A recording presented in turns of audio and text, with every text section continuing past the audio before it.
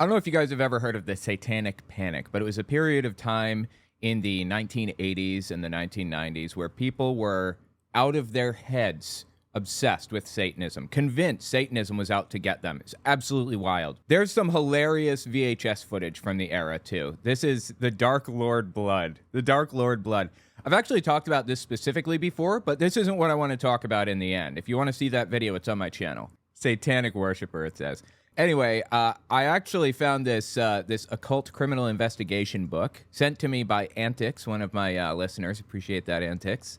It's like a 46-page breakdown of the Department of Justice's findings on the occult and Satanism. So let me introduce you guys to the Satanic Panic. If you've never heard of this before, listen to the Dark Lord Blood on this TV show.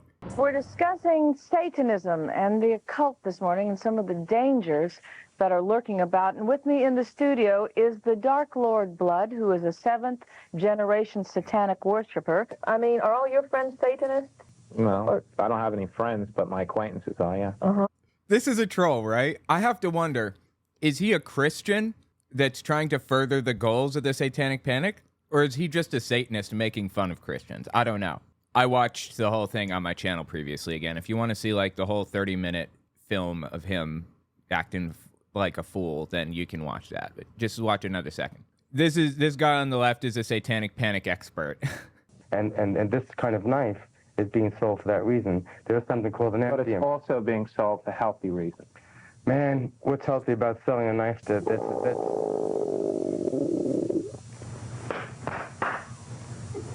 Oh my God, that's hilarious, right? Dude growled at him. Oh my God, I can't believe that he had the twig and berries to do that on TV. This show was in between like NASCAR races or something. It aired during the commercials of NASCAR races. And it was like a full 30-minute long episode when put together. And it was in New York City. It was in Manhattan is where this aired. Anyway, oh God, this is so funny. The point, though, is that the Satanic Panic era was just a wild time. They will try and infiltrate your church. They will try and set up whispering campaigns against the pastor and the elders. They may even try to seduce the pastor. For 2 years, I was involved in the Baptist church. I was constantly complaining about the pastor's sermons being too long, being too dry, sowing discord between the people.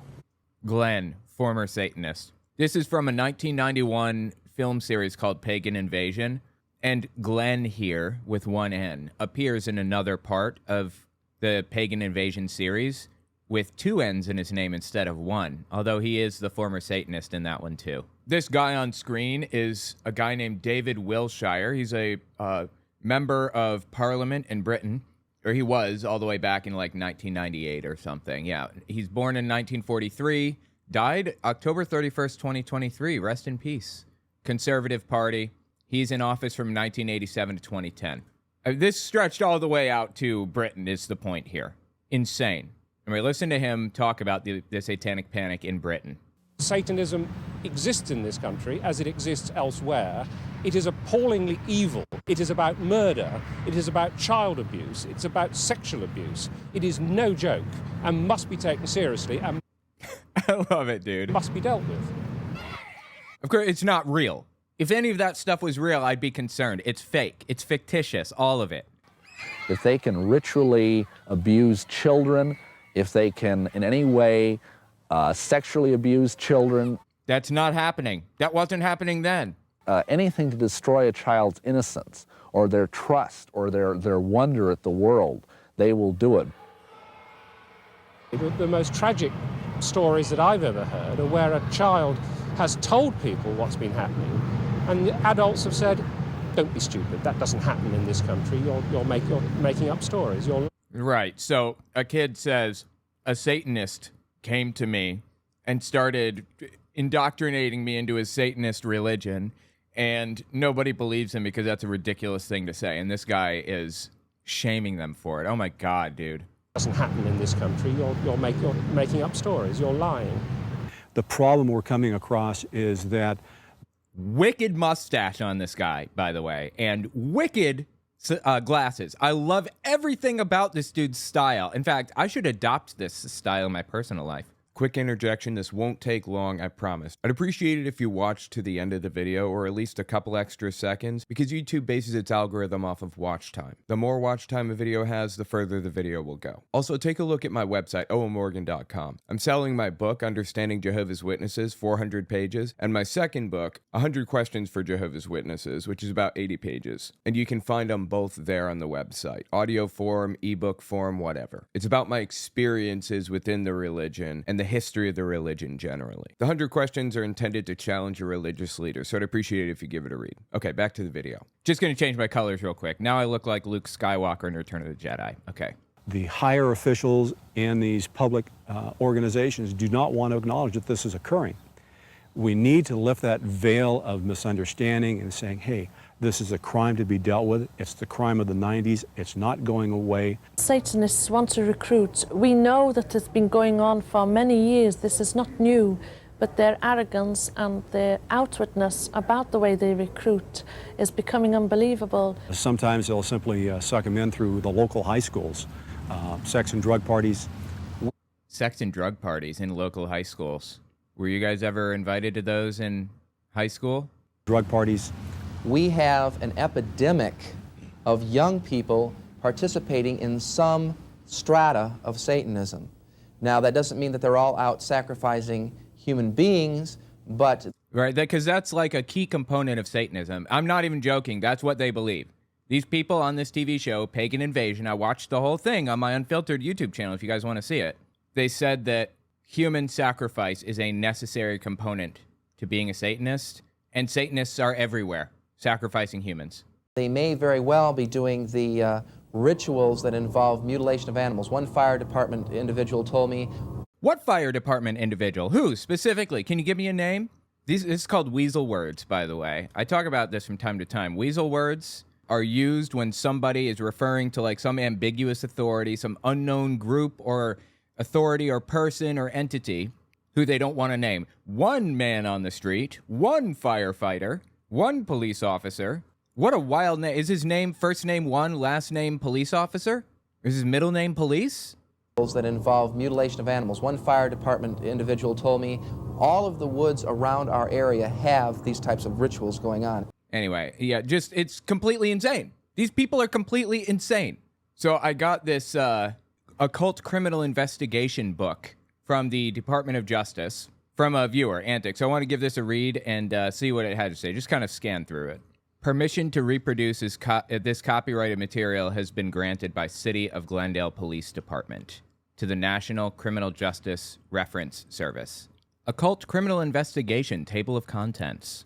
Some common signs of deviant, pagan, and satanic practices. A typical profile, page 5. Early phases. Signs of active involvement. Okay. Wow. I don't know what to look at first.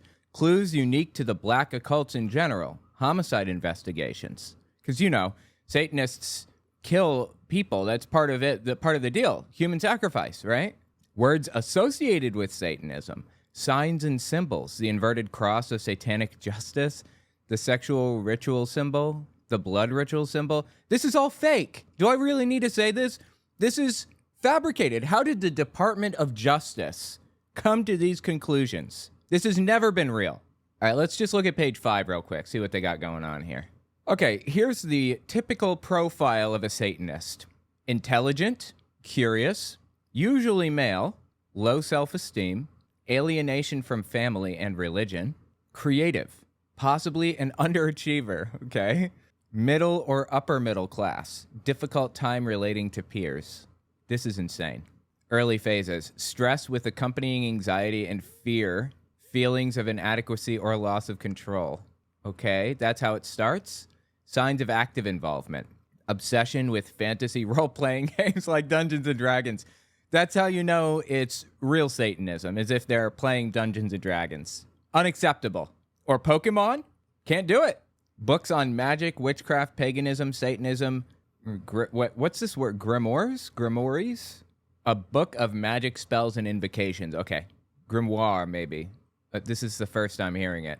Okay. No grimoires. That's against the rules, I guess. Personal book of shadows. Look, I remember when I was in school, they talked about the Necronomicon as like the Satanists' Bible or whatever.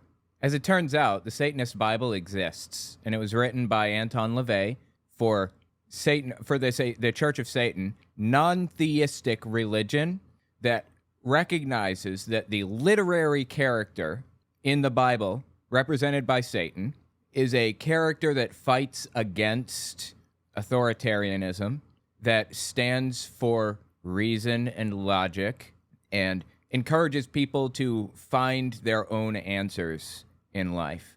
The literary character, God, in the Bible is terrible.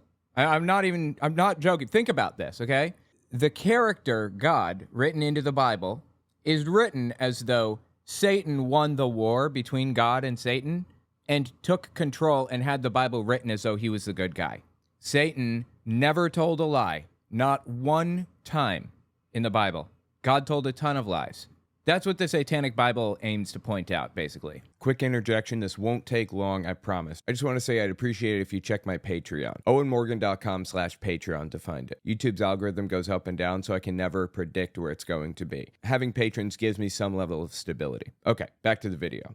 The Necronomicon is not the Satanic Bible. Two different things. Necronomicon is a book written by H.P. Lovecraft, or attributed to H.P. Lovecraft, and it was just a fictional work. It was just like a fun little thing. It wasn't an actual Satan-oriented work or whatever. But people at this time seem to believe in all of these satanic books, the Book of Shadows and grimoires or whatever. Objects used for spells or rituals. Candles, tapered or in the form of a human figure. Okay, wow. So I can't use candles now. Candle holders, incense, knives, pentagrams, inverted pentagram or inverted cross, and the number 666. Get help, people! Jesus Christ! I wondered what the number 666 meant when I was in, Jehovah's Witnesses. What I ended up leaving that religion. Anyway, as it turns out, the whole book of Revelation was written by a guy named John of Patmos. They didn't have last names at the time, so he's John of Patmos.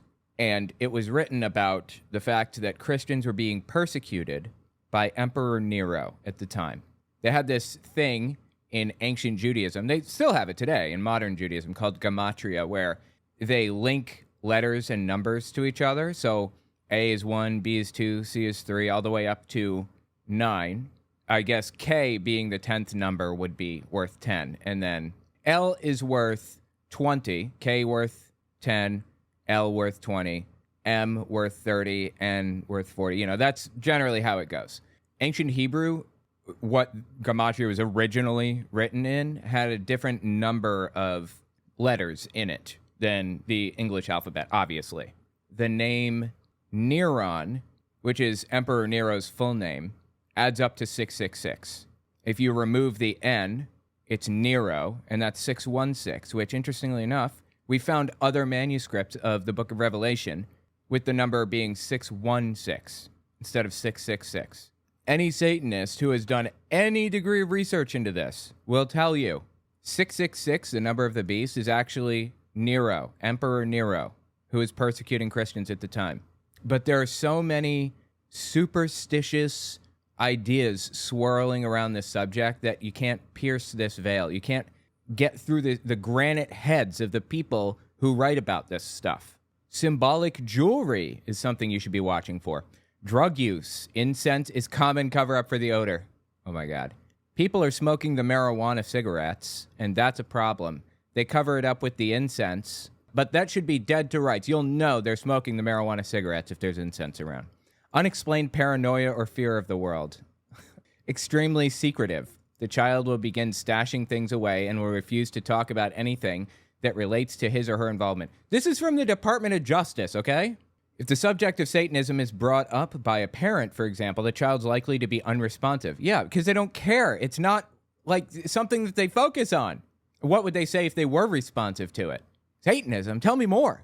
This is damned if you do, damned if you don't type of deal. No matter how they react, I'm going to take that reaction as an indication that they're Satanists. Come on. Fear of discussing involvement due to belief that others in the group will know psychically or otherwise that something has been said. the Church of Satan, the creators of the Satanic Bible, the Satanic Temple, and other Satanist groups are non-theistic. They do not believe Satan is a real, literal character, simply a literary character. How did this report get this far? That it's sitting on my desk 20-something years later, or 30, God, how old is this thing? It's got like from the 90s, 30 years maybe? In California, there are in excess of 80 known churches for occultic worship. There are many underground groups that secretly practice satanic worship. It's often asked why someone, you see, weasel words right here. Weasel words. Why are there weasel words in a report written by the Department of Justice, or to the Department of Justice? I'm not sure if this is for them or by them, because this is copyrighted by the City of Glendale Police Department.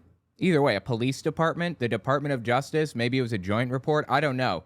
We shouldn't have weasel words in this. It is often asked why someone would desire to become a Satan worshiper. Who asked that specifically? By ascribing oneself in blood to the devil, one is said to acquire health, wealth, money, and power. Who says that they gain health, wealth, money, and power? Who made that claim specifically? One is said? Is one the name of a person that I don't know? There are a number of instances where one truly receives these gifts. Really? That's what this report turned up. Okay. However, historically, if Satan gives you material powers, he will demand your soul in return. Official document, people. Many persons who have signed their name in blood to Satan have suffered horrible deaths or been killed in automobile accidents. This is crazy. The greatest tool for those in satanic cults against law enforcement is their drive toward secrecy. Thus, when we're involved with Satanism, occultism is involved. Okay, I feel like that didn't really, I didn't connect the dots on that, what any of those things had to do with each other.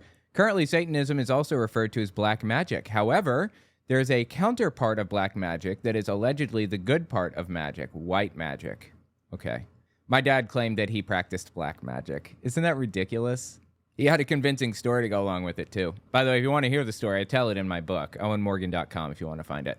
The so-called professionals involved in white magic believe their magic is used for good purposes by conjuring the good spirits. There are many ads in various publications advertising the occult arts. Many persons who place ads in the occult sections require fees in order for a spell to be cast for you. If it was as easy as spending $20 on a spellcaster, and when they cast a spell, you get $100 in return, if it was that simple, the military would have weaponized it a long time ago. This is so insane. Let's just skip down, see what else we got going on here. Oh, look, they've got a, what do you call it? Like a dictionary or an encyclopedia or whatever. Acolytes are initiates. Alpha is main ritual room. AA, abbreviated for Argentum Astrum, the magical order founded by Aleister Crowley in 1904. Oh my God, dude. Yeah. Aleister Crowley was a nutcase. Altar/altar with an A instead of an E. Ritual table used to hold artifacts during rituals can be made of wood, stone, or earth. In Anton LaVey's form of satanic religion, a nude woman is used as the altar. Yeah, I don't know what the hell they're talking about. Anton LaVey, creator of the Church of Satan back in the 1950s or something. It's also called LaVeyan Satanism. We just check this. This certainly isn't real, right? They put all kinds of weird stuff in the Satanic Bible that I don't agree with, like the idea that magic does kind of exist, but it's more, what's the word I'm looking for here? It's more ambiguous and harder to nail down than these people seem to be portraying here. Also, alter, A-L-T-E-R, the word they're using here, means to change. Altar is the word they were looking for, A-L-T-A-R, but whatever. Here, LaVeyan rituals sometimes include anti-Christian blasphemies. What, is this real? Which are intended to have a liberating effect on participants. I'm super suspect of what I'm reading here. In some of the rituals, a naked woman serves as the altar. In these cases, it's made explicit that the woman's body itself becomes the altar, rather than have her simply lying on an existing altar. In contrast to long-standing stereotypes about Satanists, there's no place for sexual orgies in LaVeyan ritual. Neither animal nor human sacrifice takes its place. Children are banned from attending these rituals, with the only exception being the satanic baptism, which is specifically designed to involve infants. Okay. So kids are not allowed to be involved in any satanic rituals whatsoever in the Church of Satan. Again, it's a non-theistic religion that views Satan as a good literary character. That's it. An athame or athame is a ritual knife, apparently. An ankh, Egyptian symbol resembling a cross with a loop at the top. The ankh is a symbol of life, and every major Egyptian deity is depicted carrying it. It's been suggested... See, more weasel words. You catching it? It has been suggested... By who? Who suggested this? It has been suggested by some that the symbol has a sexual origin, combining the organs of men and women in one motif. However, Egyptologist Wallace Budge regards this interpretation as unlikely. The ankh is also known as the crux ansata. Okay. Beelzebub, traditionally one of the most powerful demons, ranking in importance with Lucifer. I thought Beelzebub was Lucifer in Christian beliefs. So ranking in importance with Lucifer, Asheroth, Satan. Is it Satan or Asheroth? Because those are two different characters. Asheroth was a Canaanite god. You know, Canaanites, people that lived in the same region as Jews back thousands of years ago, 5,000 years ago or something. Asheroth, actually, was even mentioned in the Bible. Thought of as a demon of decay, apparently, Beelzebub is. Now, let me jump down, see what else we got going on. Witches' Sabbath, meeting of a witches' coven held in order to perform magical rites and ceremonies. Wait, so are they into witchcraft or Satanism? Because they're different, right? In the minds of these people in the Satanic Panic, they're the same thing. Witches get their power from Satan. That's the idea. That's why I called Greg Locke Witches for Jesus. Because they think that they can do everything witches can do. But they get their power from God rather than from Satan. That's the difference in his head. All right, here are some signs and symbols we got going. Let's just zoom out here. The inverted cross of satanic justice, often found carved into victims' chest. Really? Which victims? Can you tell me who specifically had this carved into their chest? When used in such a case, victim is usually a traitor. It's used as a backdrop near a Baphomet for curse and compassion rituals. The center vertical line indicates man's present. The horizontal line indicates eternity, past and future. The arch indicates the world. The inverted cross appearance symbolizes the epitome of anti-Christian theology. Oh my God, dude. Get a grip on reality, seriously. This is a problem. The sexual ritual symbol, used to indicate the place and purpose. Okay, that sentence didn't really make any sense. It's often carved into stone or painted on the side of the road to show present use of the location. Black mass indicator, apparently, is just like an ankh with a little moon above it or something. And what's with this, what do you call it? This is the Iron Cross. What's with the Iron Cross in this imagery? This is just like an old German award that was given to their military people or whatever. I think Hitler had an Iron Cross that he wore all over the place, like before he did all that terrible stuff. Military decoration in the Kingdom of Prussia, and later in the German Empire and Nazi Germany. Right, Prussia was a German state, I believe.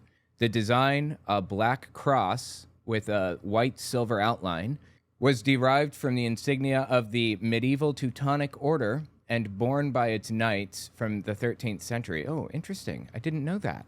Okay, now we've got like a whole list of symbols, I guess. Sol, Sunday. Luna, Monday. Mars, Tuesday. Mercury, Wednesday. Wow. Jupiter, we've got all the planets. Oh, look, and we've got a pentagram that's crooked. The altar may be a flat object where the implements of the ritual are placed. Oh, I see, because this is an altar. Okay, got it. Look at this. Look, they're showing the symbol for I love you in sign language because they were too stupid to realize that the thumb goes down for a rock on, brother, instead of a and I love you. Stupid, man. These people are absurd. A report from the Department of Justice, okay? Or to the Department of Justice. My God. Trail markers. There are many forms of directional trail markers, which are employed by formal and casual occult groups alike. Okay? Apparently, according to these people, they have their own alphabet too. The pentagram, or without the circle, the pentacle, may be used in both black and white magic. Generally, the top point represents a spirit, and the other points represent wind, fire, earth, and water. I heard this when I was little. I don't even know if this has any connection to reality. Certainly not, right? The upside-down pentagram, often called the Baphomet, is strictly satanic in nature and represents the goat's head. Again, I'm sorry, man. I'm having a hard time believing anything in it. Oh, look, a Jewish star. The hexagram, this is a Jewish star, right? Yeah, it is. The hexagram, also referred to as the Seal of Solomon, is said to be one of the most powerful symbols in the occult. Okay? The upside-down cross is a blaspheme of the Christian cross. Oh, my God, man. You know what this reminds me of? Have you guys ever seen Silicon Valley? That is the funniest TV show that I've seen in I don't know how long. And maybe copyright risks are worth it. Let me see if I can find a clip of this. Yeah, here we go. This is it. Dude, in this show, he goes by Guilfoyle. He's so funny. Oh, my God. People said I was just like him when I worked in software. I was like a server admin. And so is he, funny enough, in this show. Anyway, just listen to this. Hey, Guilfoyle, I thought you were a Satanist. I'm a LaVeyan Satanist with some theistic tendencies. Oh, some theistic tendencies. Well, then what's with the cross? It's an upside-down cross. Not from here, it isn't. That's so funny, right? I love this show, man. You guys should watch this if you haven't seen it. Oh, I see. You know what you should do? You should get another tattoo that says this side up on it. Anyway, okay. The point is that this is supposed to be like a sign of Satanism, I guess. Okay. The symbol represented peace in the early 60s. A peace symbol did. But now, among the heavy metal and occult groups, it signifies the cross of Nero. What? The cross of Nero? I've never heard that before. The peace symbol is a cross of Nero? Oh my God, this is just crazy. 4 different ways which refer to the mark of the beast, or Satan. Note that the letter F is the 6th letter of the alphabet. Okay. What about it? What does that have to do with anything? And look, they're doing a horned hand now. Why isn't their thumb out like it was earlier? This is the symbol for I love you in sign language. I just like, these people are so ridiculous. Oh, look, apparently Satanists are Nazis by default. They have adopted a swastika, except the swastika is sideways. The swastika, or broken cross, is one of ancient origin. Broken cross? Swastikas actually existed throughout all kinds of different cultures. You can find it like embroidered into old prayer rugs and stuff from the Middle East. And India used the swastika and stuff. It meant peace long and long ago, before Hitler adopted it. Well, it meant that when he adopted it too, actually, and then he just kind of ruined it, just like he ruined the Hitler mustache, you know? I can't wear that shit now because of his stupid ass. Nor can I use my struggle as the title of my book. I have a struggle too, and this fucking ass ruined it for me. The symbol of anarchy, an A with a circle around it, represents the abolition of all law. Initially, those into punk music used this symbol, but it's now widely used as heavy metal followers. Oh my God, dude, these people. Oh, they have their own alphabets too, apparently. Satanists do. What's this say? I can't. Does this say passing the river? No, it says Pafsing. Pafsing the river. P-A-F-S-I-N-G. Pafsing the river, okay. Writing called Malachim. Celestial writing. Runic alphabet. Theban alphabet. Theban alphabet, apparently. Ritualistic homicide investigations. Evidence from the body, okay. So when you're doing an investigation into a homicide, to determine if this was a ritualistic Satanist homicide, you have to look at these things to make that determination. 1, location and position of the body. This is why they draw chalk outlines, of course, you see. 2, colored strings near body, okay? 3, jewelry missing or near cadaver. Wax drippings on victim or ground, wax colored black or white. Oils or incense found on the body. Victim dressed or undressed. Is there an in-between there somewhere that I'm unfamiliar with? Somebody is either dressed or undressed, aren't they? So if I find a dead body that's dressed, that's a Satanist. Body painted or tied up. Right arm may be tied behind body. Okay. Neck wounds to render unconscious. Branding iron marks or burn marks. Ritualistic symbols carved on body. Human or animal excrement consumed, smeared on body, or found in body cavities, such as mouth, eyes, nose. Like, what? Stomach contents analyzed for urine, drugs, wine, potions, blood, etc. Bloodletting is apparently satanic. Saman, S-E-M-A-N, Saman, near the body. Okay, I don't know what Saman is exactly, but it sounds pretty bad.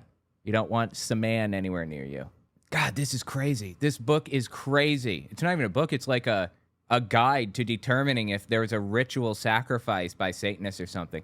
Words of warning: do not enter perimeter unless advised to do so. Do not enter the circle unless entire perimeter and any vantage points of observation are secure. Okay. Look for painted rocks, symmetrically placed rocks, bones, feathers, or pennies. Pennies? Why pennies? Why not nickels or dimes or quarters? In 1945, the United States produced a steel penny because copper was needed for the war effort. Do steel pennies count? Is it the copper? What is the thing that is useful in this scenario? They used to say that the pennies were red because they were made of blood. Oh, really? Okay, I'd never heard that before. That's an interesting one. You know what? I'm sorry. It's the 1941 penny that was steel. You may be right on that point, Agamotto. Sorry about that. I thought it was 1945 for some reason. Anyway, it was steel because of the war effort is the point. This is absolutely insane. This is the Satanic Panic. I've covered the Satanic Panic a lot on there, so maybe I can't list all of the links to it, but supposed Satanist trolls Christians, lol. Dark Lord Blood is the name of like one series. That's this guy, the guy that growls at people. So stupid, dude. Anyway, yeah. Also, Stephen Dollins, the Pokemon, talks about Satanism a lot. Some man can make you pregnant. Beware. That's scary stuff. You don't want that. Be a Satanist baby. Moral panics have the same beliefs, different subjects. That's a good point, actually. I've talked about moral panics before at length. I actually meant to cover this, and I forgot to, so let me just mention this real quick, and I'll just start recording again. A moral panic is a widespread feeling of fear that some evil person or thing threatens the values, interests, or well-being of a community or society. It's a traditionalist viewpoint by default because the belief is that something is threatening your current way of life and you want to maintain what exists, to conserve what you have right now instead of changing or moving forward or progressing, if you will. So naturally, moral panics tend to be from the right, not just in the United States, not just right now in history, but throughout history and cultures. People who are trying to maintain current values or go back to a previous time that was better tend to fall for moral panics. It's the process of arousing social concern over an issue, usually perpetuated by moral entrepreneurs and mass media coverage, and exacerbated by politicians and lawmakers. Moral panic can give rise to new laws aimed at controlling the community. Moral panics reduce freedom. Anytime you see a moral panic taking place, like we see right now, the trans panic, it's happening. Every time you see a moral panic like that, freedoms are being taken.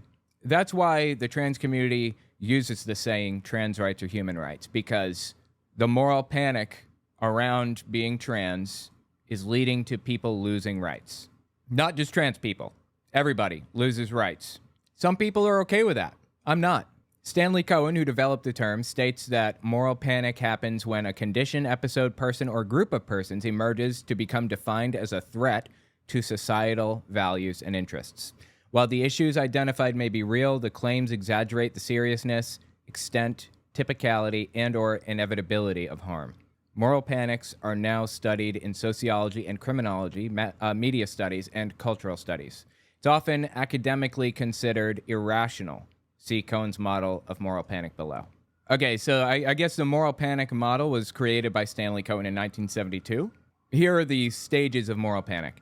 Setting out to test his hypotheses on mods and rockers, whatever that means, Cohen discovered a pattern of construction and reaction with greater foothold than mods and rockers, the moral panic. According to Cohen, these are the 5 sequential stages in the construction of a moral panic. 1, an event, condition, episode. Frame this as like the trans panic, okay? How freaked out people are over being trans right now, compared to how freaked out they were over the Satanic Panic. You remember seeing that member of parliament, the British member of parliament, talking about how it's taking over everything and they're hurting our kids and everything? A gay panic is kind of forming out right now in the U.S., talking about gay people taking advantage of children and everything.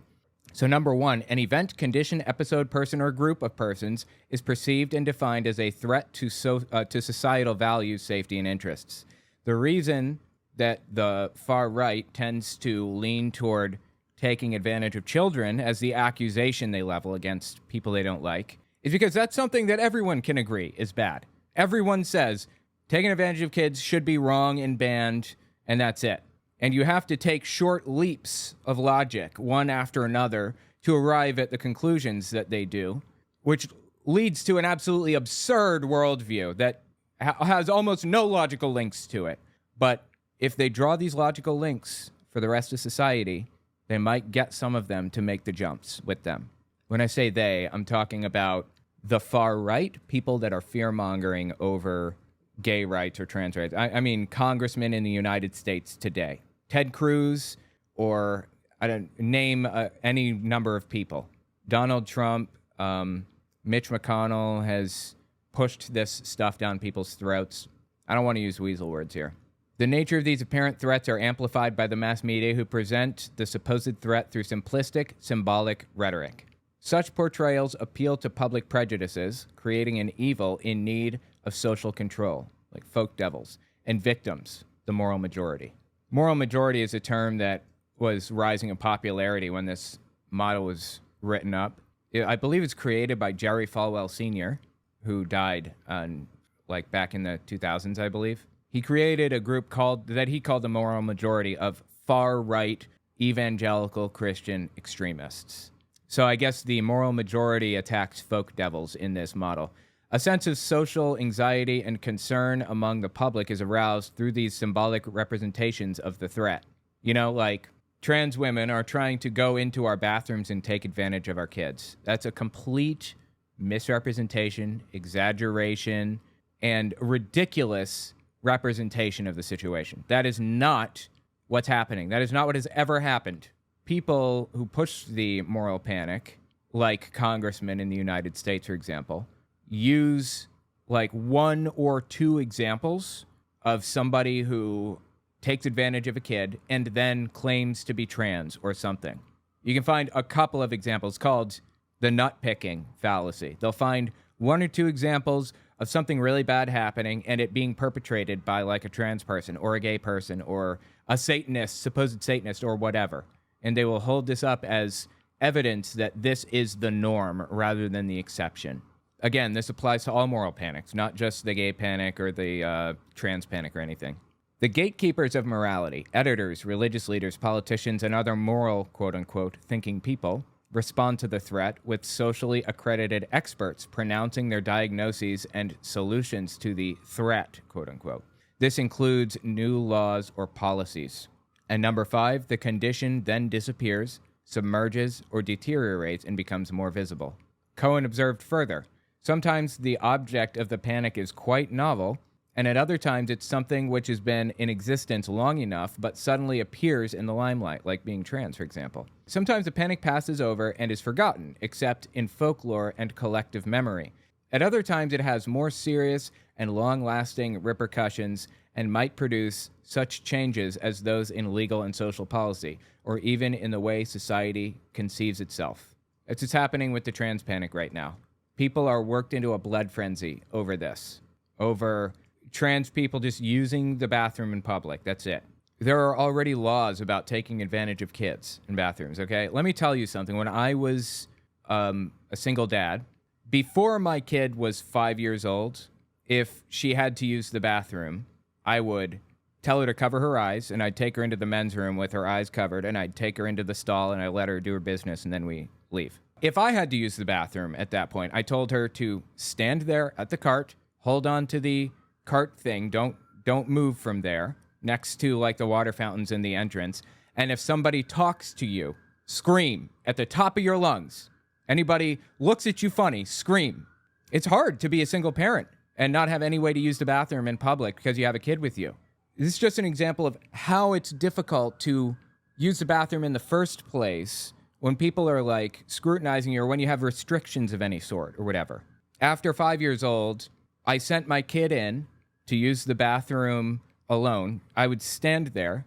It's a girl, by the way. My kid's a girl. Anyway, I'd stand there by the bathroom entrance. She would go into the women's room, and I'd say, just go to the bathroom, wash your hands, come right back out, and I'll be standing right here, and I would time it, 40 seconds, you know. When she comes out, that's it. There is no, like, risk of somebody taking advantage of kids or whatever. There's no risk of, like, even trans or cis or whatever. Nobody's going to take advantage of your kid in a bathroom like that. The only way that's going to happen is if you are a terribly negligent parent who isn't even there, who isn't present, who doesn't care, or whatever. This is not a problem, okay? This doesn't exist. Republican politicians constantly talk about trans people taking advantage of kids in bathrooms, and they also hold up exceptions as the rule. They find one exception and hold it up as the rule. Have they, like, presented an exception? Have they given an example of a trans person taking advantage of a kid in a bathroom? Like, even one? I've never heard of it. That should tell you something. Okay, even if they had an example, it is the exception, not the rule. If this is a real problem, it would be widespread, it'd be everywhere. It's not. The far right will always find reasons to create a moral panic over something. You know why? It mobilizes people. It gets them whipped into a blood frenzy and ready to do absolutely anything to set things right, if you will, the way that they see it. Anyway, tell me what you think about it in the comments. These people, they need help.